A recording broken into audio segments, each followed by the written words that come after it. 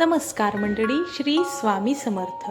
श्री स्वामी समर्थांच्या कृपेने तुमची प्रगती, यश, नोकरी, व्यवसाय, आर्थिक उन्नती ह्या सर्व गोष्टी व्हाव्या या उद्देशाने श्री स्वामी चरित्र सारामृत पोथीचे पारायण केले जाते. आता हे पारायण कधी, कसे, किती दिवसाचे करायचे त्याबद्दल सविस्तर माहिती आपण घेऊया स्वामींच्या प्रगट दिनानिमित्त. तर पारायण कधी आणि किती दिवसाचे करावे, सर्वात मोठा हा प्रश्न पहिला. तर सप्ताह म्हणजे 7 दिवस, ज्याला साप्ताहिक पारायण सुद्धा आपण म्हणू शकतो, हे सर्वात उत्तम मानले जाते. दररोज 3 अध्याय याप्रमाणे 21 दिवसात 21 म्हणजे 7 दिवसात 21 अध्याय पूर्ण करावेत. नंबर 2, त्यानंतर 3 दिवस सुद्धा आपण स्वामींचं पारायण करू शकतो. 3 दिवस किंवा मग 5 दिवस तुम्ही तुमच्या वेळेनुसार 3 किंवा 5 दिवसांचा संकल्पही स्वामी समर्थांच्या पारायणाचा करू शकता. नंतर आहे 1 दिवसाचे पारायण. जर तुम्हाला वेळेची कमतरता असेल तर तुम्ही एकाच दिवसात एकाच बैठकीत 21 अध्याय पूर्ण करू शकता. हो, खरंच करू शकता. अगदी छोटंसं पारायण आहे हे, जास्त मोठं नाही आहे. 1 ते 2 तासात तुमचं आरामात होऊन जाईल. आता हे स्वामी समर्थांचे पारायण कधी सुरू करावे, तर पारायण गुरुवारी सुरू करणे हे अत्यंत शुभ मानले जाते. म्हणजे पहिला दिवस हा गुरुवार असावा पारायणाचा. आता पारायण हे कुठे करावे, तर घरातील देवघरात किंवा मग घरातील एखाद्या शांत ठिकाणी, स्वच्छ ठिकाणी चौरंग मांडून विधिवत पूजा करून पारायण करावे. आता नंतर आहे स्वामी केंद्र.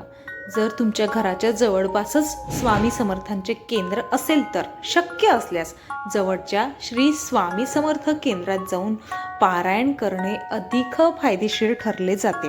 खरोखर तुमच्या घराजवळ कुठं स्वामींचं केंद्र असेल तर तुम्ही तिथे जाऊन पारायण करू शकता. आता पारायण करण्याची पद्धत आणि नियम कसे आहेत ते सुद्धा आपण व्हिडिओमध्ये पुढे पाहू आहे. तर पारायणाचे नियम आणि पद्धत. सर्वात प्रथम तर संकल्प.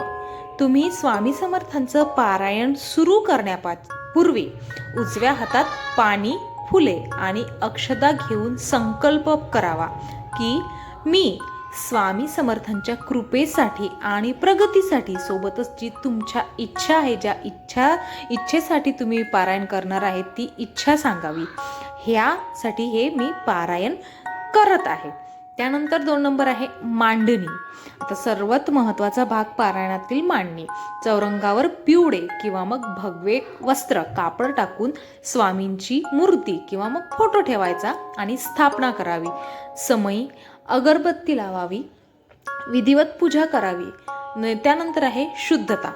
सकाळी आपले नित्यकर्म आटपून स्नान करून, अंघोळ करून शुद्ध वस्त्र म्हणजे धुतलेले वस्त्र, कोरे असेल तर कोरे वस्त्र परिधान करावे. ब्रह्ममुहूर्तावर म्हणजे पहाटे वाचन करणे उत्तम, परंतु दुपारी 12च्या आधी किंवा संध्याकाळी 6 नंतरही तुम्हाला हे पारायण करता येते. या वेळेत तुम्ही नंतर ज्याची दक्षता घ्यायची की 12 नंतर नाही करायचं शक्यतो. आता नियम. पारायण काळात ब्रह्मचर्य पाळावे, लसूण कांदा टाळावा, मांसाहार अजिबात करू नये. ह्या सर्वाची सुद्धा दक्षता नक्कीच घ्यावी. आता शेवटच्या दिवशी, सप्तम दिवशी साप्ताहिक पारायण करत असाल तर शेवटच्या दिवशी नैवेद्य दाखवून पोथीची सांगता करावी. एका दिवसाचं असलं पारायण तर तुम्ही त्याच दिवशी सांगता करायची. प्रगतीसाठी विशेष टिप्स. आता स्वामींना गुलाबाचे फूल किंवा मग हार अर्पण करावा. पिवळे झेंडूचे फूल असेल तर ते सुद्धा तुम्ही अर्पण करू शकता, त्याचा सुद्धा हार अर्पण तुम्ही करू शकता.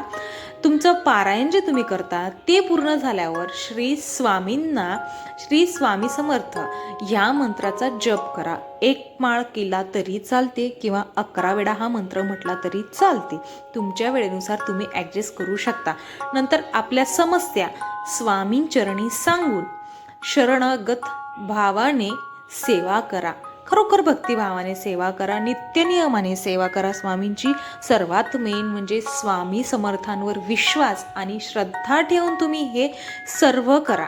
तुम्हाला स्वामी समर्थ कधीच निराश करणार नाहीत. व्हिडिओ शेवटपर्यंत बघितल्याबद्दल धन्यवाद.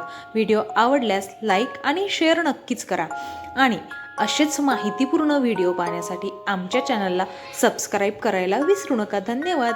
श्री स्वामी समर्थ. कमेंट बॉक्समध्ये सुद्धा श्री स्वामी समर्थ नक्कीच लिहा.